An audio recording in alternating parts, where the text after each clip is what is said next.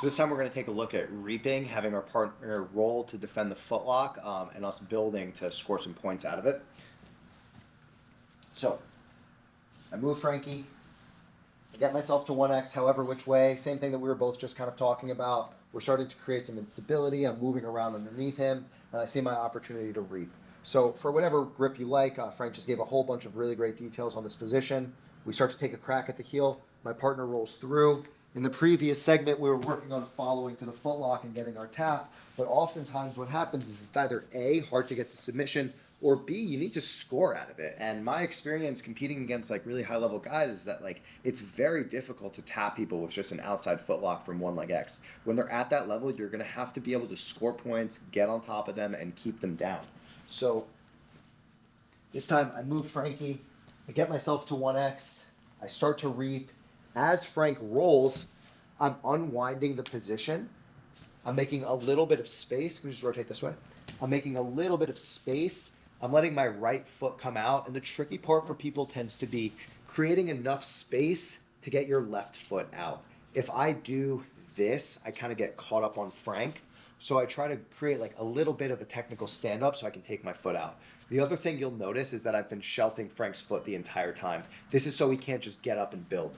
Okay? Once I come up, I'm trying to catch him out of the position with this right hand underneath the back. Depending on what they do with this right arm, you can see, no, you can go back to what you had.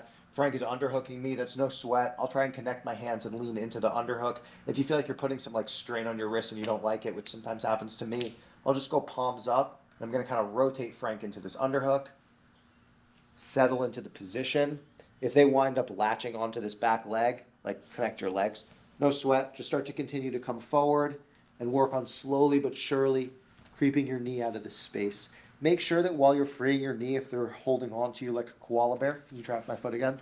That you're not over pursuing and taking yourself to the side. That's how you can kind of get swept in this position, but as long as you stay disciplined and keep your weight over onto this shoulder, it should be really tough for them to tilt me. Can you tilt to your left? Nothing, right? All right, now do it. That was me shifting just a little bit over top of Frank. So I keep kind of working myself out. You could use your back of your hamstring. Can you hold onto my leg again? To kind of check this guy. I could use my left hand. I'll start to work my foot out and I'll settle in. This one winds up, I think, looking really pretty when you unwind and hit it with the right timing. So can you turn this way so that we roll towards the camera? So I'm here. I reap, Frank rolls, I cut myself loose, I catch the underhook, I sink them, walk myself through slowly but surely, and get my guard pass. Do it one more time. If they're not catching the leg, a lot of the time you'll kind of like fall right through the position.